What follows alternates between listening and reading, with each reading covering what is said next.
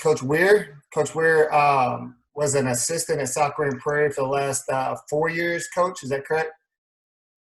And 5 years. So we were together when we were at Athens with Coach Carter. He's an unbelievable basketball mind, especially on the offensive side. Definitely outside the box thinker, very innovative, and he actually just got the head job at Keller. So he runs a angle of approach basketball website that has a lot of really good stuff, playbooks. He's just a different thinker. So Coach Weir, it's all yours, man. All right. Well, I appreciate Coach Pfeiffer having me on. Like you said, really like the offensive stuff. Coach Littleton was talking about. I could geek it up all day as well. Just really like to talk basketball, talk offense, talk defense. It's really exciting when you get in with somebody that has a lot of different ideas defensively, and kind of go back and forth in that way. When Coach Pfeiffer asked me to be on and talk, he asked me what I was going to talk about, and I don't know, kind of racking my brain, because when I talk offense, I just start getting on tangents, and I may start from baseline out of bounds and then end up doing some kind of dribble handoff, last second play, who knows? But just bear with me. So we'll go. I got kind of a little, kind of my theory on offense is. Can you guys see that? Yeah, we got you, sir. All right.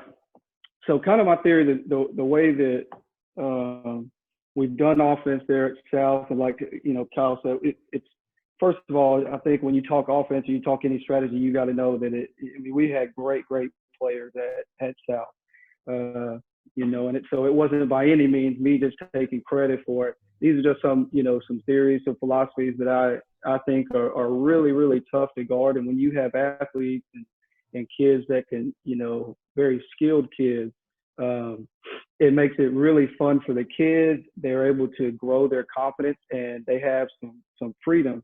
And I would be, wrong if I didn't mention, Coach Bennett over at SGP is the best, one of the best dudes I've worked for. He gave me a lot of freedom to kind of, come in every day and say, Zach, that's pretty out there, but if you believe in it, we'll try it. And so, whatever you do, I just implore you to just believe in it, and just teach it with all the passion you can. So, I call it flow, and kind of the basis behind it is, as you guys can see the stuff I typed up there, we want to flow really fast north and south, and we want to flow really fast east and west. I'm against not that there's anything wrong with it. I'm not a big, hey, let's run a set play. We play teams that do that, and they're very successful at it. I think that in my opinion, I think that limits kids' ability to develop and grow as individual players in a sense, and it limits your offensive ability as a team. Okay, so at its core, what I'm trying to do when I'm designing an offense or concept or whatever the case may be, I want to challenge the IQ of those kids on the other team, and I'm putting faith in the teaching and obviously the skill work that we do in our kids, and so they find the gaps, they find the holes, they find the advantages. One of the things that if you came to a practice, you would hear me say all the time, what happens when we set stuff up? They'll say, oh, it's a set defense. Well, that's the toughest defense. Point zone, man, hybrid, whatever it may be, just a regular zone. The toughest is a set defense.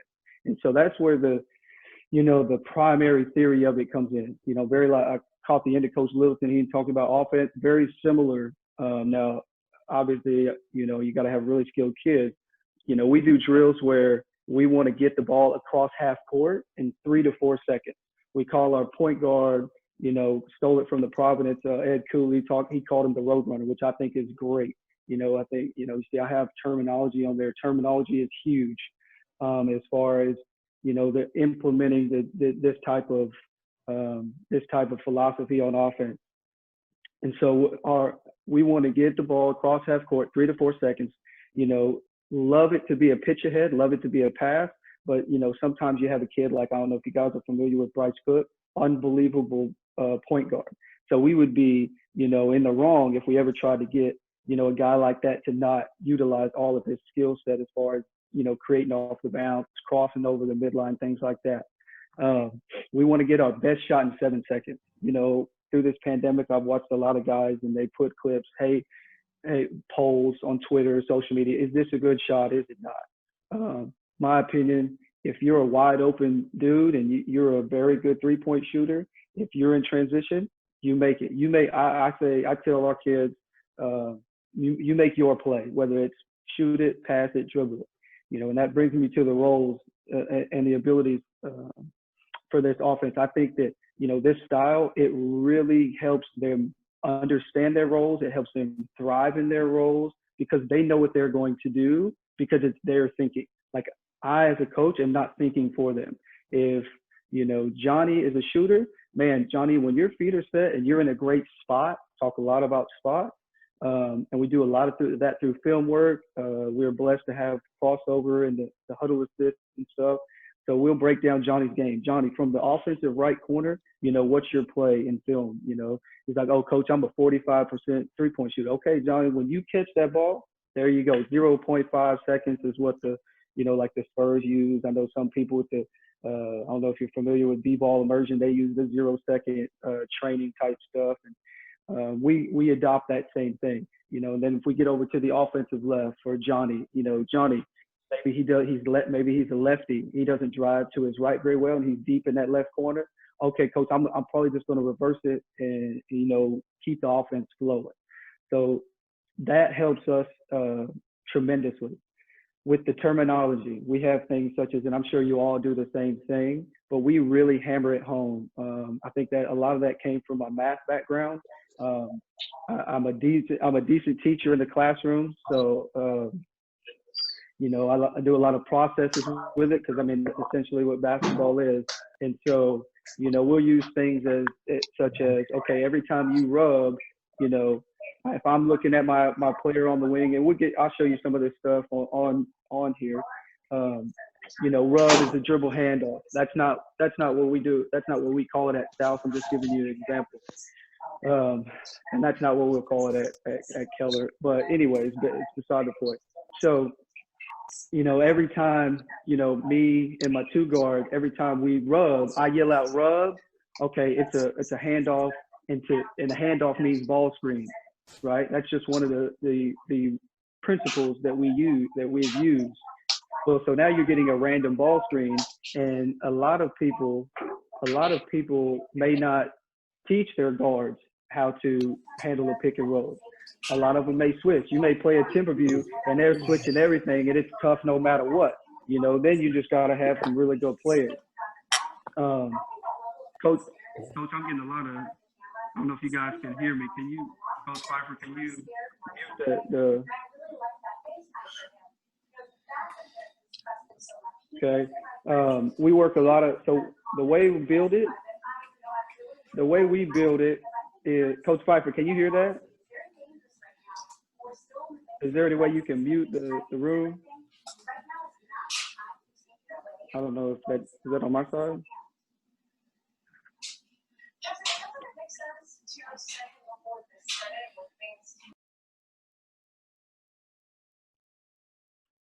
Okay, you guys got me?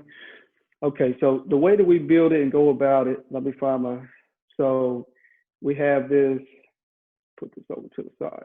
Okay, and I just call this a flow system drill book. And before, okay.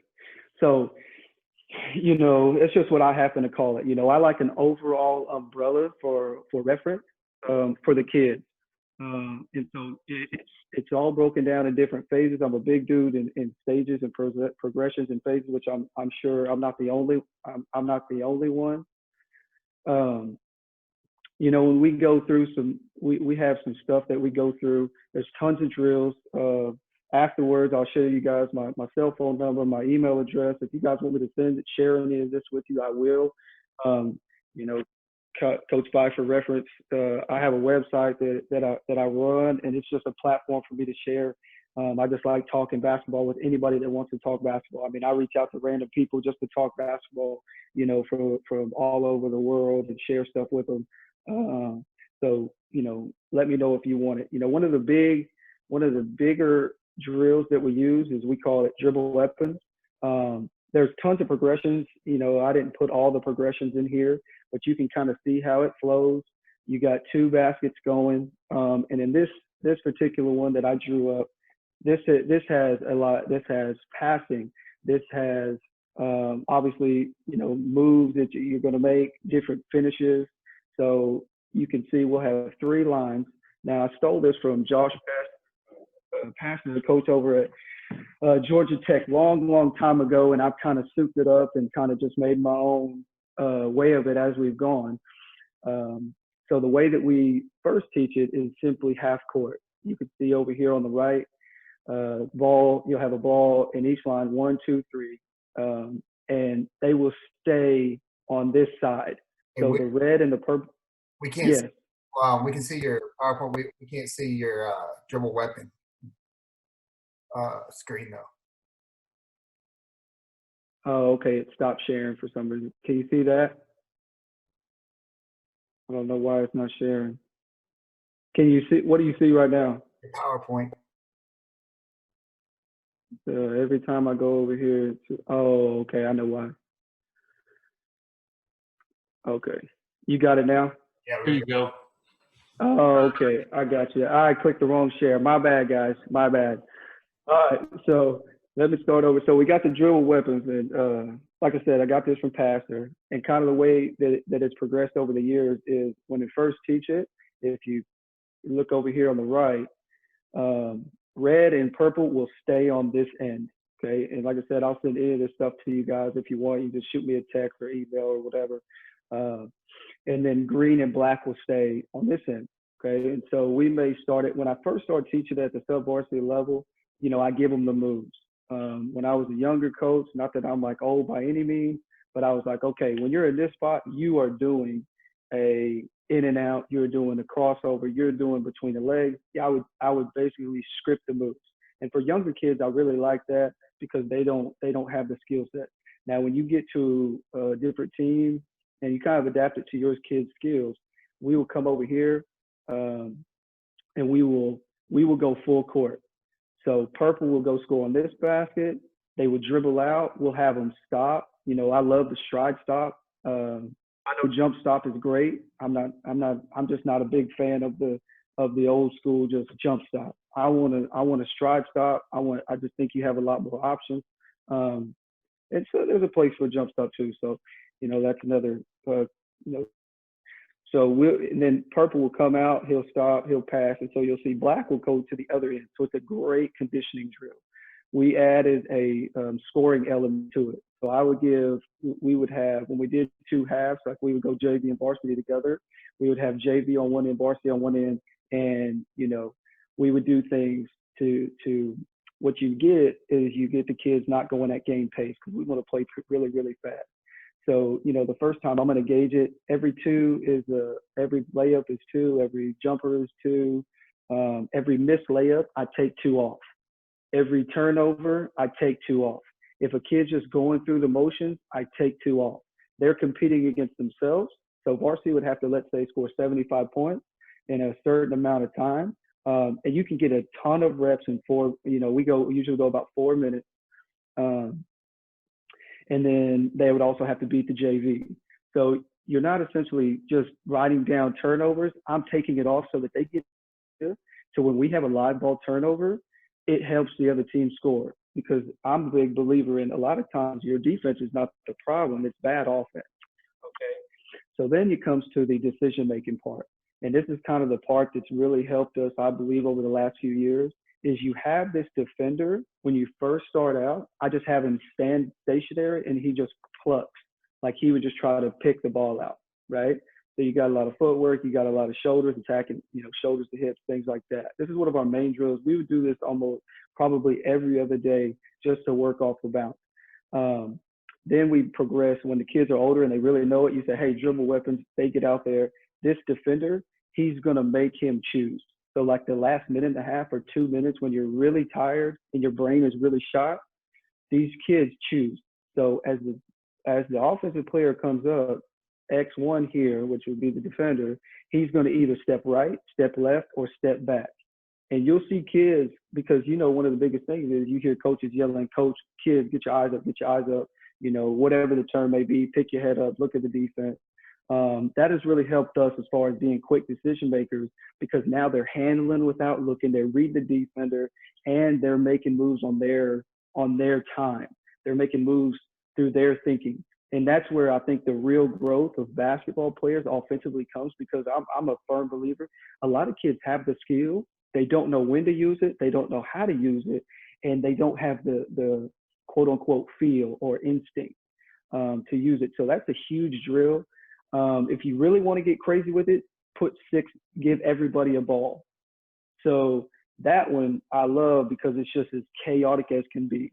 So if you're not cool with the messiness of it, that's not the drill for you. I love the chaos. You'll have balls flying everywhere, because all it does is add another dimension. Whenever we do skill work, whether I'm doing with a small group, that I do like private lesson with, or I'm doing my high school kids or youth kids, I yell out almost every time we do skill work, "What is everybody else?" And they'll yell out, "They're a defender." I'm not a huge cone person, nothing against them. I use them sometimes for landmarks, dots, things like that. But what happens when everybody has the ball is slide over here, when 5 comes out, he's got a ball now. So it takes the passing element out of it. But now he has to read, he has to make a move with the ball, and 4 would be coming at him at the same time. So it's really chaotic. The conditioning is awesome. We did it on the side goals. So if you guys have ever, in South, we have I'm sure everybody has kind of the same setup. So we would do sideways like this and have full court. Again, 4 minutes. Sometimes we'd have managers count players' points to see what they got. Just different things like that as far as the skill work goes. That was a huge one that we did almost every day. As I'm going through some of these, we have, live 2-on-2. Let's see here. Let me zoom this back in. Okay. These are kind of the breakdown drills that we would do. So we called it Fundamental 7. I stole that from Coach Bennett. Coach Bennett had a Fundamental 7 series that he did, just working on individual skills. Well, we souped that up, and I designed a whole, let me go back to the table of contents for you. So here you can see kind of the breakdown. So offensive breakdown, phase 1, I changed the name of it just to something, just because I felt like nobody, if I put Fundamental 7, people may not know what it is. So I have offensive breakdown, phase 1. So these are Fundamental 7. So we would work different things. So maybe in phase 1, we just did a backdoor pass and a finish, and we had terminology for that so that the kids know, hey, if I'm going at you, we have the verbal, nonverbal, and you implement your term. We use this breakdown to implement our terminology. And we'll go to the dribble handoff and the ball screen. They know dribble handoff means screen. And you can use this with any type of stuff you want. These are things that we did a lot of to suit our personnel. Then we did different pick and roll progressions. And I'll show you an example of those in there as well. We did our post split possessions where anytime we enter the post, this is the action that we're going to do. We would do a screen progression. So the first time we come in, we'll probably do like a simple ball screen, curl shooting. You guys have all probably done that. I really like the under the rescreen stuff. A lot of people in the NBA and overseas and stuff like that they do. So that was one of our fundamental stuff that we did. Then we would go into phase 2, and in phase 2, we would add defenders. And so not all of them. I feel like these were great. You guys have all seen, let me see if I can. So I'm sure you guys have all seen the, there we go. It is, so we would have one less, there we go. Here we go. So what we would do is we would have, let's say we're going to break down the pick and roll. This is all how we're leading up to, and we don't do this all in every one day. This is how we lead up and how we would implement our, a lot of this in the preseason before the season starts. So we're going to work on, let's say we're going to work on a side pick and roll. Move this over here. So these were different drills that we had. And so we would always have somebody guarding the ball, always had coach pass in, always have somebody guarding the screener. And then this guy's playing, center field. And so we would have 4-on-3, always giving them advantage and just tell them before, because I think this helps their growth and helps their thinking and really helps things flow. And so what we would do is, for example, we get caught, you get caught with the ball on the side a lot. Okay, well, instead of passing it back out, we would do something along this line, just kind of finding the advantage. We talked a lot about the kill zone. That's where we really want to attack. I'm sure everybody has their own terminology for it. And so we're working on the side ball screen. One's coming off, and you can mix up your defense. You can have them hedge. You can have them switch. You can have them, blitz. You can have them ice. You can really just let them. Maybe you want to work on a certain ball screen coverage. Let them do whatever it is, or if you can, work it opponent. Maybe you guys do switches a lot, so you work that way. You'd be amazed. I was amazed when we first started doing these type of drills. We did a lot of pick and roll, especially when we had Bryce Cook, because he was an amazing ball screen player. So we've used stuff like this, just finding the advantage. And it also works on your defense, because, that's everybody's offense nowadays: attack closeouts, create spacing. And you guys got to help the helper. That's one of the toughest things to teach and implement in your defensive scheme. So I think this is really, really good for them. One thing that we add is, so let's say we're going with this 4-3 side pick and roll. What we'll do is, once a shot goes up, I'll have another line somewhere, and I changed it up because you never know where you're going to be. It's not perfect. It's not the same. So maybe I have a line here by the old 28-foot line. The extra defender now comes on, and now it's 4-on-4, and now they're just playing. I'm a big believer in letting the kids kind of play through their mistakes as opposed to just telling them, hey, this is what it is and this is what it isn't. A lot of times with defense, we'll just let them, especially early. You guys can do whatever you want, just got to communicate. And then there's different variations that I drew up, middle ball screen, horn set. You got the, I'll start on a skip. So if it gets skipped, everybody's got to move. Just different variations of that. And you can do the same thing with the dribble drive. I don't know if I have that actually in this playbook, but I do have that on Fast Draw somewhere. And here's kind of a dribble drive look of it. And I stole this from, I think Coach has got to be good, stealers of information. This is one that I got from the B-ball immersion, Chris Oliver. He's got some really, really good stuff. A lot of this stuff that you guys probably already do, but just giving them advantage and telling them, hey, you do have an advantage, but it's your job to find it. And that's kind of what we do as far as that, skill work and things like that. One of the best drills that I think, especially teaching the young ones, it's called Snow Valley Cutthroat. Snow Valley is a camp that's been around for I want to say 30 years. They have one in Iowa, and I've been fortunate enough to go up there, and it's ran by Don Showalter, the director of youth basketball for USA Basketball, and it's from coaches all over the world, from high school to the NBA. I mean, just all levels. And you go, and I mean, it is a grind. So 16-hour days, and their main drill, the biggest thing that they do is this cutthroat. You have teams of 4. It's basically 4-on-4 on 4-on-4. But the way that they do it with the different rules, you always have to square up. You always have to move. It's just a great way to teach it. I mean, I'm sure you guys all have some sort of, drill shell series that you do as well. Now, that brings me to the way that when we start getting into the 4-on-5 and, the shell work and all that kind of stuff, we always treat our offense. We were blessed over there at South to coach, like I said, let me, do my thing and really coach. And so I was really dialed in on the offense. So when we were doing things like cutthroat or we were doing things like shell, we would always, I would never allow them to just catch flat-footed. I would never allow them to catch hugging the three-point line. We always had the correct spacing. We always had the correct, catching and being a threat. We teach ours, you're never more open than when you first get it, things like that. So always having that common language, I think really, really helps with the flow of your offense. Okay, because if they're constantly like, okay, well this drill we did this, and in this full court drill we did that, then it's going to be really, really tough for you to keep it going, or for you for the kids to connect it.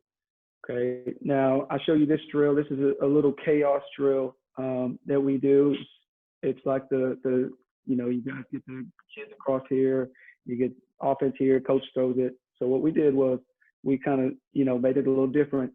We put an offensive side here, a defensive side here, or whichever you want, and they will go in after the ball is crosses half court.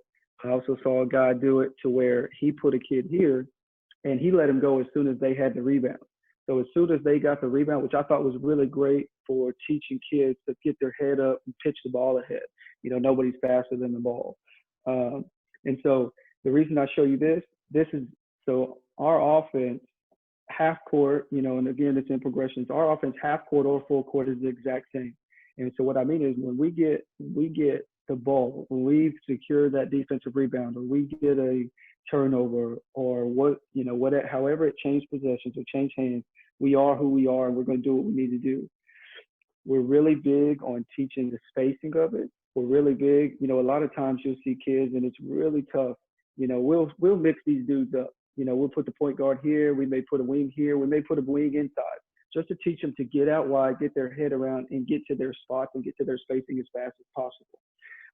I feel like one of the toughest things that you have for kids, especially, coming out of, maybe the summer where they're not doing the same system, is when our wings would get out here, they would turn and they would backpedal, or they would kind of, karaoke or sidestep, or how we've all seen where they run on this volleyball line, the out of bounds volleyball line, and then the pass goes, out, or they have to, turn, and then their footwork is all messed up. And this is where the dribble weapons kind of comes in, because, there was so many times to where we would go into film and say, what drill is this? Oh, coach has dribble weapons. And it takes a while to get it done, but we do. So when we get out here, we get wide, and our spacing, our body language, again, all the same terminology. We want to catch the ball and be in attack mode, and our offense will flow, into stuff, such as this. So when he comes down, he's dribbling. Let's see if I can find this. Okay. So when he comes down, it would turn into this. And this is one of the shooting drills that we did. So we would do this full court, we would do this half court. Full court, if we really, coach said, hey man, we need to get some conditioning. We need to get our conditioning up. Because we want to play fast. So we put a ball in their hands. Coach Bennett was big, and I'm a big believer in it too, about, let's get our running in practice. Let's practice hard. Let's practice fast. So when we run in transition, it would turn into this. So he's driving it. We'll always have a coach or a manager or something, with a pad, making them, and I switched it up. A lot of times we'd go off the triple threat. I'd make them, pro pivot, some kind of footwork drill, implementing the footwork. And then I'd have a coach right here. A lot of times it was myself, trying to act like I was going to take a charge, which some of the kids, I would, act a little bit more than others. But then we would work on, okay, we do this for 6 minutes. Our goal for the JV was 8 to 10 makes per minute. That's the pace. That's pretty good. When we had Bryce Cook and a team that was really good a couple of years ago, making about 12 to 15 threes a game, they would make in 6 to 7 minutes, they would make anywhere from 94 to 95 threes. And it's just super fast, a lot of communication, constant movement. This coach here or player has a pad, he's hitting him. You can work on your live dribble moves. You can work on your triple threat moves, rips, goes, things like that. So you're getting some footwork, you're getting some moves there. Coach is here making them read. So a lot of times what would happen is I would make them jump out of bounds. I may turn sideways. They could take an extra dribble. they can pass it. We'll work on some bounce passing. We'll work on some in the air passes, different things like that. And so this is how we would implement, our actions that would happen every time. And this was full court or half court. So if somebody was in the full court and somebody drove it baseline, somebody better be over here for this drift.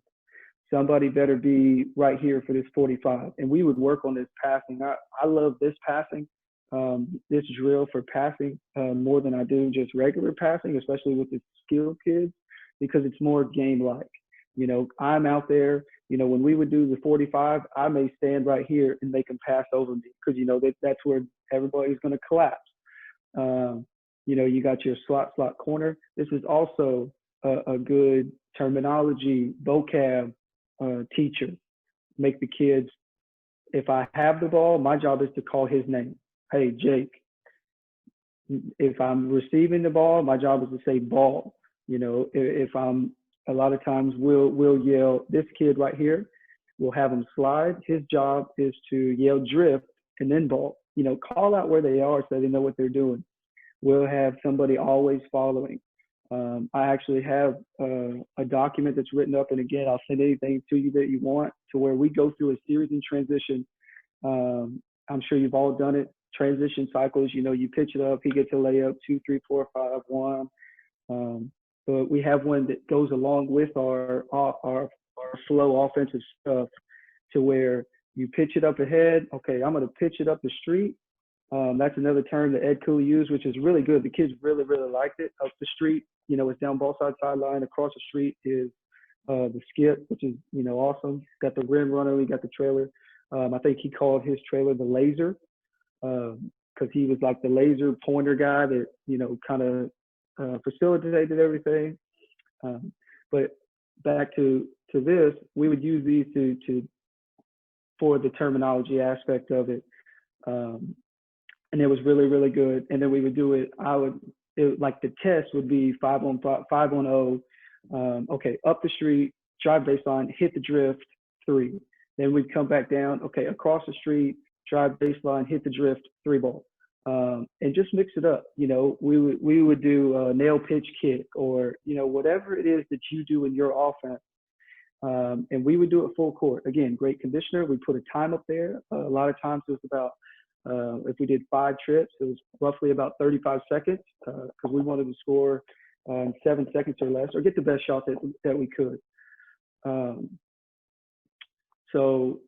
And that's kind of how we would teach it. And we have some other ones. We have extra pass shooting that we would use, where we'd add an extra pass.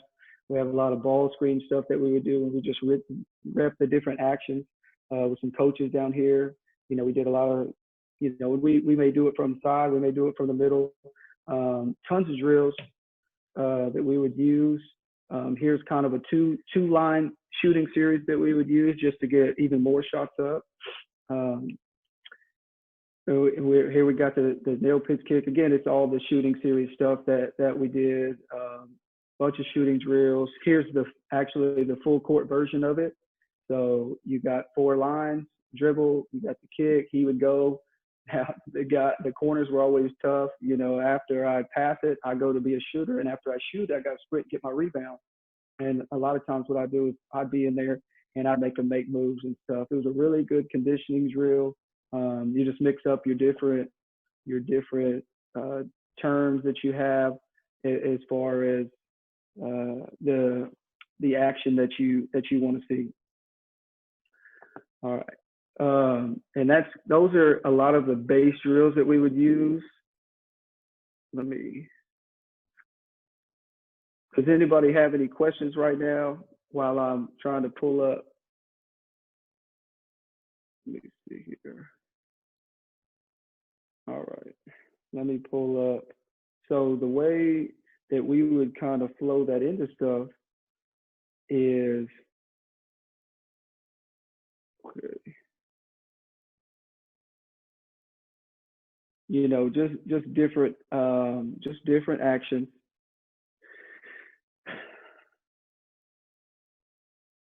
Actually, sorry guys, my internet's going kind of slow, trying to pull something up for you guys. So we would do it in different actions, no matter what it was. Let me go back here, share this with you guys.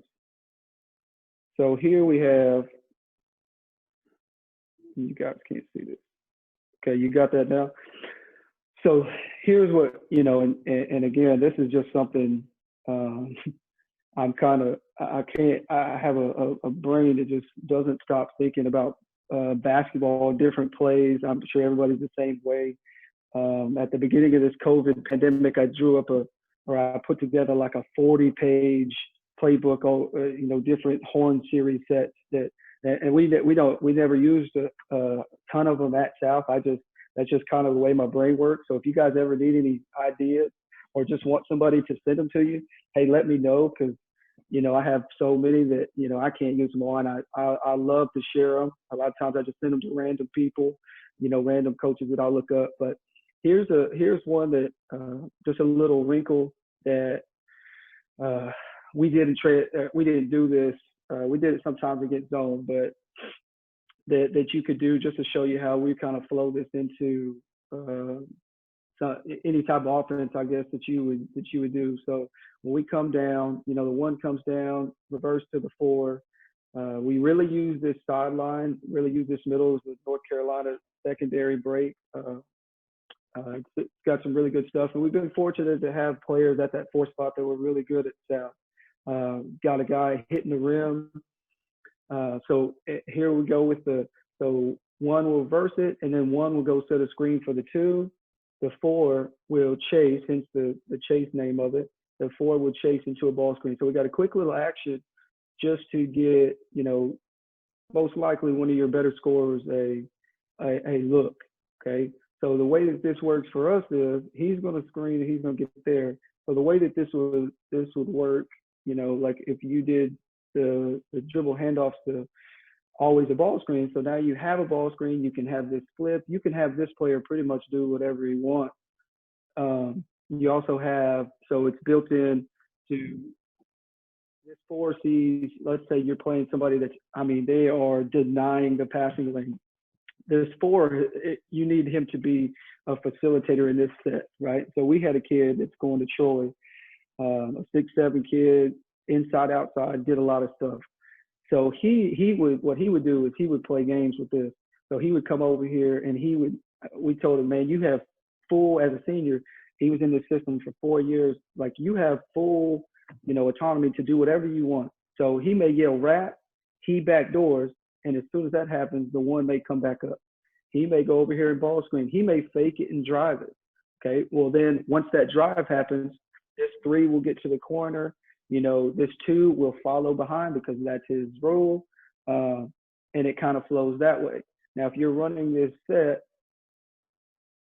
okay, we floated into a European ball screen a couple years ago.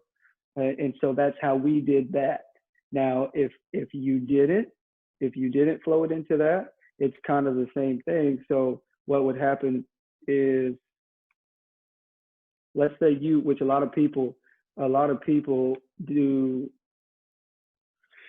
A lot of people are dribble drive guys. So let's say you're a dribble drive guy. Okay. Let me see here. Let me put those back on here. So a lot of people are dribble drive guys. So let's say you want to flow into a dribble drive. So I'm going to leave this dude here, because he's opposite the ball in the dribble drive, which most people is kind of what they do.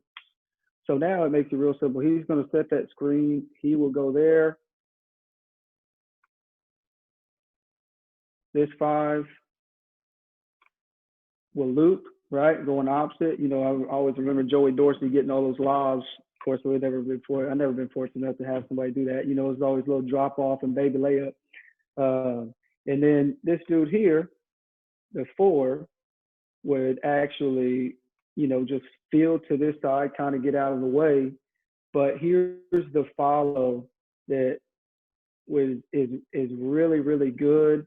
Villanova is amazing at this. They'll get all the way, move this over. They will get all the way in this paint, okay, and he'll follow over here behind. I know you guys have seen him. The Villanova footwork is amazing. He'll get all the way in here I got this dude finding the window. I got this dude backside. He's probably not going to be there. I got him. And now I have a 2-on-3 with my X5, X3, um, and my 2.5 is a shooter. I can shoot myself. And what really happens is, there's four, depending on what happens. Like our kids, a lot of times they switch out. You can drag them, pick and pop. I mean, there's a million different options you can do. I just wanted to show you this. So that's how you could get into your dribble drive, if that's what you wanted to do. When we go, let's see here.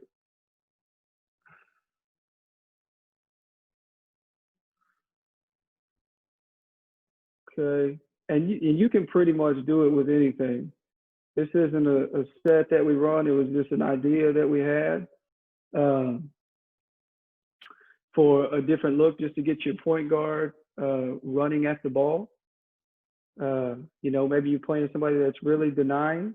So here you got this forward going over the top. He's out there, and again, we played with four guards a lot. After your five screens, he's going to dive. And then, or I'm sorry, the five will screen for the one's here, and now you have the same action. Three will follow it here, five will follow. I mean, just umpteen. There's so many different ways that you can do it and flow. And if you guys ever want to, talk about something that you guys do, like, hey, coach, how do you do it? How do you flow this type of offense? Or we run a lot of horn. Let me show you guys this.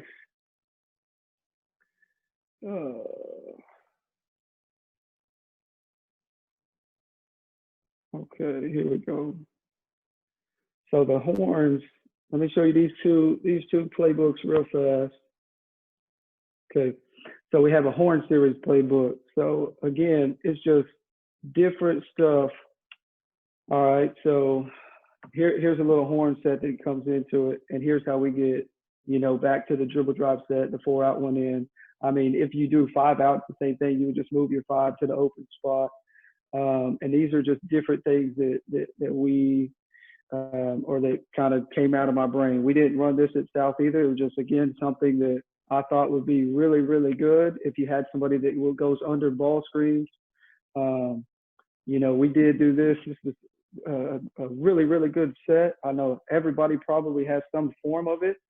And the reason I bring this up is this set, the double, is really, really good, because if you have a 4 and a 5 that are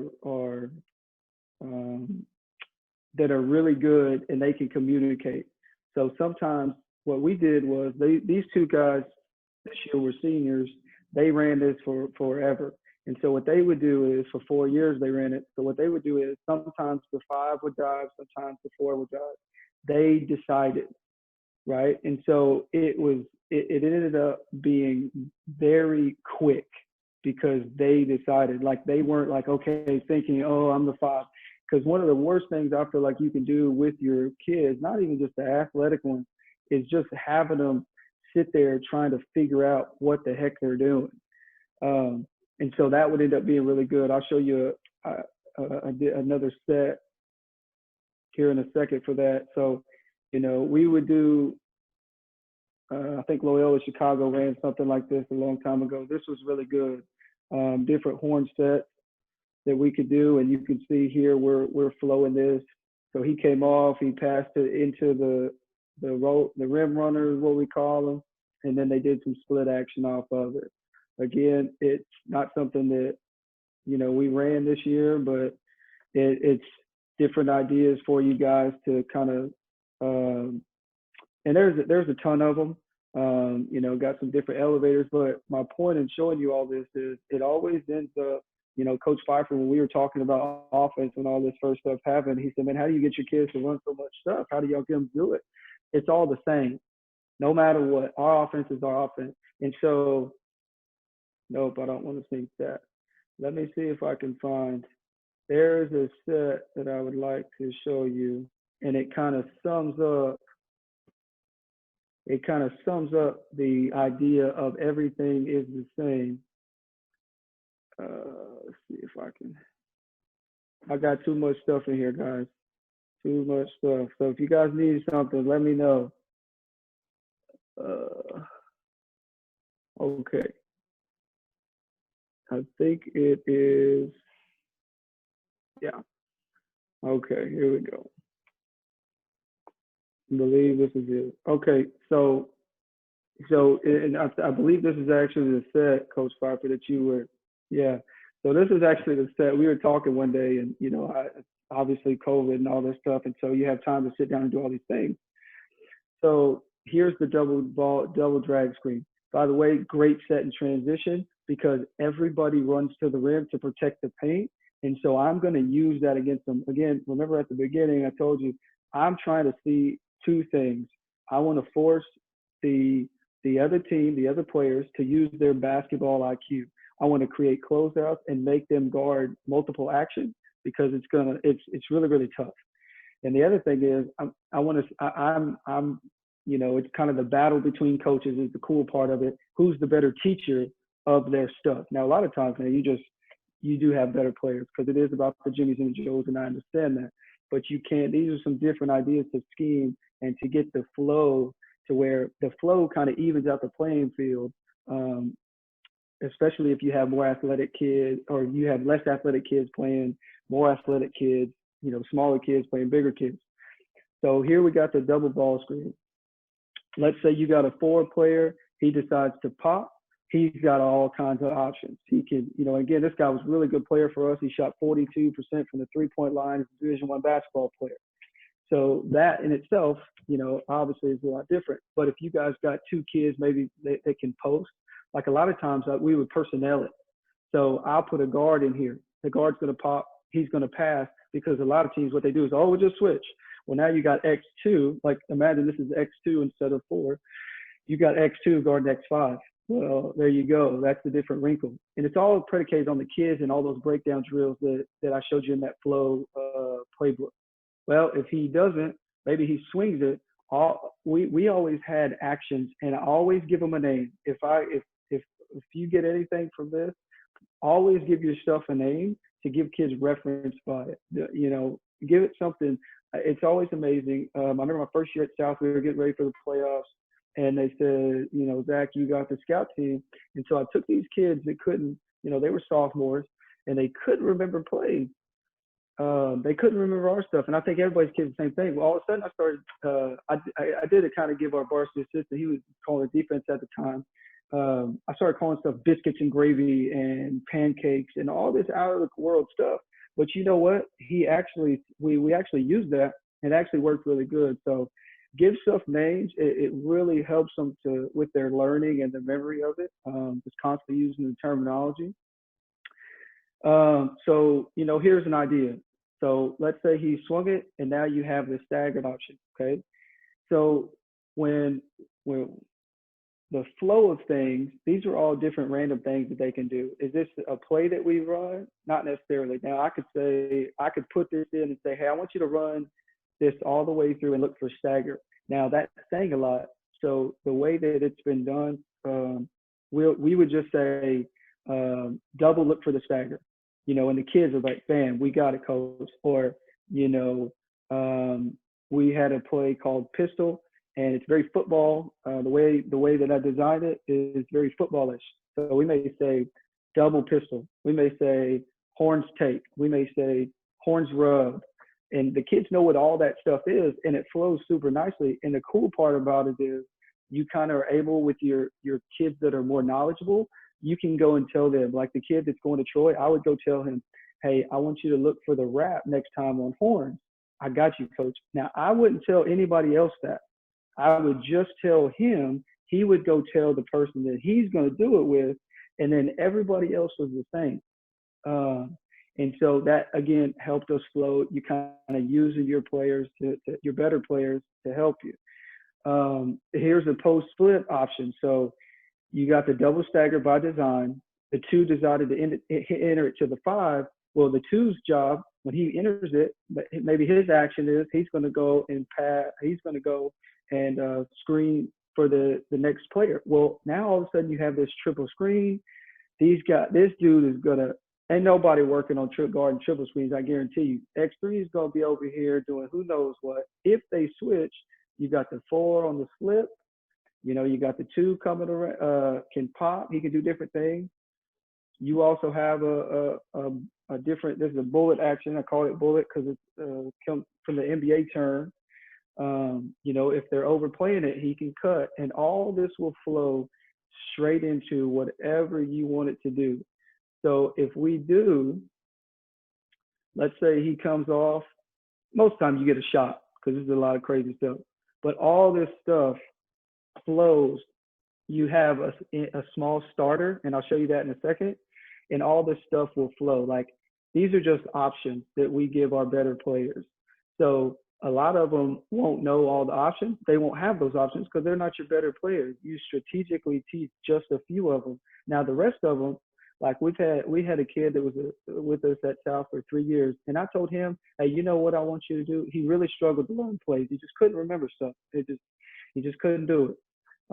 I told him, no matter what, here's the 2 things I want you to do. I want you, if you get lost, I want you to go screen for somebody. I don't care if they have the ball or not. Now, what I did tell him, I said, all you got to do is yell out rub or smack or whatever your call is for a screen. We had a call. We named it. I want you to call it out. Run to that person, yell it out, and then we'll flow from there. Because most likely what those players are going to do is they are going to go to the players that are the best. So he may not know what to do. Like we had a 5 player struggled a little bit to remember his stuff. He would go run to his best buddy who was a guard who knew what to do. He'd go screen for him. All of a sudden, one of your best players open, and it's so random that it's not easy to scout. You know, you can't really scout it because you didn't plan it. You didn't teach it. You taught the idea or the principle of it. And so the other thing we would tell them is just don't stand by anybody. Just space out. Give each other space. You know, we would say, does your teammate need space or does he need help? The last thing I want to show you is, let me see if I can get this back in here. I love the European ball screen offense. And so we have all these different ways. And when I talk about starters, so for example, Duke uses this one a lot. And we want to flow into stuff. So, you know, pass, UCLA cut. I let this dude do whatever. If he was a shooter, he could pop. If he wanted to dive, he could dive. I really didn't care. I just didn't want you to clog stuff up. Our rule is 4 feet. If you don't have the ball, you need to be 4 feet off the 3-point line. If you have the ball, I need you to be 1 foot off the 3-point line. And, you know, you may have to get some tape out there. You may have to, and all that comes with shell work.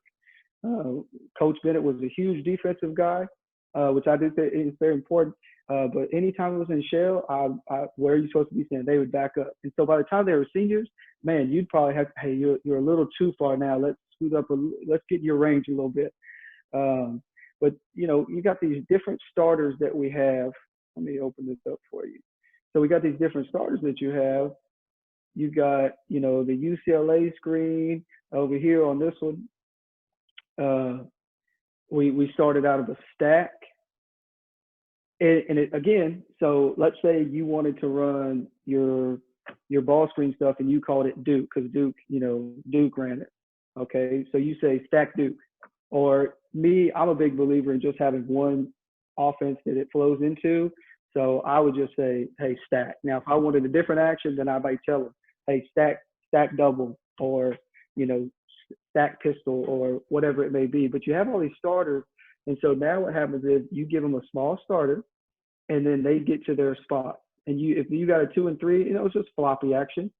You give a 2 or 3 that can run around and do a lot of things, then man, you got some tough dudes. When we had Bryce Cook, Keelan Penny, Carlin Kidder, you know, dudes that can really shoot it, man, these dudes, they wouldn't even need any of this. They wouldn't even need to flow into anything because they would get a shot because they would play off of one another. If you got guys that can post, they can post before he comes out. You can use a step-up screen. All that being said, it all flowed into whatever we were doing, whether it was a 4-out, 1-in, whether it was a dribble drive, whether it was a continuity, you know, European ball screen offense. You have You can start it with a high ball screen. You could start it with, a box set where they go down screen. Here we got a roll replace, high ball screen, middle high ball screen, roll replace type stuff. You got, you could do a down screen for ram action where you screen for the guy that's going to go screen the ball screen. But that, I mean, all of it being said, and you can add some different stuff. We did an L. I know Chris Beard did some L stuff where you get in a box and the guard will L up to get open. That seems to be really tough. The Iverson cut over the top, just little different stuff to give your kids um, some ideas. And then at the end of it, I have some different drills that we did to run it or to rep the action. And again, it was different stuff that we did for the kids to flow into it. And so what we would do is we would use cutthroat. We would use, I called it hamburger drill, 5-on-5, half court. And you just got teams coming on and off. If you get a bucket, all you have to do is sprint to a spot. It has to be a different spot. And so let me show you. I don't think I have that actually drawn up. So essentially I'd tell them, hey, get in your Oregon spot. Okay. Get in your Oregon spot. And so they would get in, you'd have a defense. So we'd have JV on one side. So you have, let me get to one here. This one's going to be easier to see. You'd have JV on one side, varsity on one side. If you get in bucket, you stay on. You score, you stay on. Okay. You tell them, you give them different rules if you want, or you can just let them play free. If you get a stop, you transition to offense. Coach will be standing up here with the ball. Coach will be standing here. So essentially, you have to get an outlet, and there's a change, right? And so the change would be, let's say this team scored. Okay, well now their job to get the ball, throw it to a coach, and now they have to go start in a different spot. A lot of times I may start them. I may make them run, put some cones up here, and make them run around the cones, and then go to their spot. Anything that I can do to mix them up and see how fast that they can transition from being out of whack, so to speak, to flowing into it. Stop them sometimes, because what happens is this guy will get the ball, he'll take forever to come out, and they'll get stuck. Okay, just drive it. What happens if you drive it? And as opposed to, because most likely when a kid catches the ball, he's open. He has some sort of advantage. So if he catches it, he's backed off, he has an advantage to shoot. If he's being denied, he has an advantage. But people may say, no, he doesn't. Yes, he does. Take the ball, rip through, and attack the defender's feet. There's no way physically that a guy should be able to. Now, that's all comes from the skill work. That's putting all the faith in the skill work that we created tough in the weight room and on the court, that we created dudes. If a dude is up in your grill about 6 inches away from you, you should be able to go by him. If you don't, your job is to pass the ball. That's probably what your job should be. So if he's trailing you, there you go. There's your advantage, right? If he's playing your top side or roof topping or, whatever the stance, the terminology for the stance, that's perfect. Set a step up screen. But it's all based on the terminology and the vocabulary that we taught or that you teach your kids throughout the film study, throughout the skill work and all those different things. I see that's 11:55. I could talk for days. That's what I told Coach Pfeiffer. He asked me what I would talk about. I said, man, I just talk. I love basketball. I could talk for days. I'll shoot. Coach has my email, so if any of you guys want it, let him know. Again, I will share whatever you guys want. If you need anything, any type of playbook, shooting drills, I got some in PDFs. If you send me a logo, I can actually use Fast Draw to put it on there. I'm a contributor on there, so I get that all that stuff for free, luckily. And there's also an article. I'll email it to Coach, and he can email it to you. I wrote for Men's Hoop Scoop about kind of the base principles of my whole philosophy and theory on this deal. But again, if you guys reach out to me, feel free. My phone, email, whatever you want, and I'll share whatever. I don't know if there's any questions. Fife, I've been talking for quite a while. No, you're good. Anybody have any questions for Coach Weir before we move on or anything? No. Coach Weir is very, very energetic, as you can tell. and very innovative in the way he does things. So when you listen to him, you definitely understand his offensive brain and way he sees the game, and he can definitely get his point across on some things. So he runs a lot of good stuff. I steal a lot of stuff from him. We'll have issue with the defense, and I'll send him a text. Hey, man, what do you do to attack this? And in 20 minutes, I get a 5-page playbook from Fast Draw that he had. He just shot over to me, man. He does a really good job. I know he's going to get it done and kill it. So that's where we Hey, hey, Five. Let me and I didn't touch on it, but I'll just touch on it real quick. I know a lot of people. You guys, I don't know if you know, a lot of people just with the zone stuff. My advice, because Five always that brings up something he always asks me is about zone. We do what we do, and I think that flows as well. You know, a lot of people do like, okay, if it's an odd front, we're going to put it, you know, even front, all those different things. We just flow our offense. We may change, we may move them a little bit as far as gaps go, but we run our offense. So if somebody drives middle or somebody drives baseline, there's drift 45, somebody's here. And that has really helped us. That is probably the biggest thing because he'll message me and say, hey, what do you run against zone? And I'll give him a few quick hitters because I know that's what people want to see. But in actuality, we just put the dudes in spots and we run our principles. And it's been really, really effective. Now we've had really good players, but I think as far as like the way kids learn and the way people learn, it really helps them to keep everything a nice, even flow. So I just wanted to add that. Coach Pfeiffer, I appreciate you guys, you having me on. I appreciate y'all listening to me. Again, if I can do anything for anybody, please reach out. Hey, Coach, will you mind dropping your email in the chat box? I've had a few people text me about your email. Will you drop your Yeah, man. Why don't I have that? Oh, I found it. You got Yeah, it? here you go. I got it. Awesome, man. Because where we appreciate it, man. Thank you very much. So, um, Hey, I appreciate it, guys.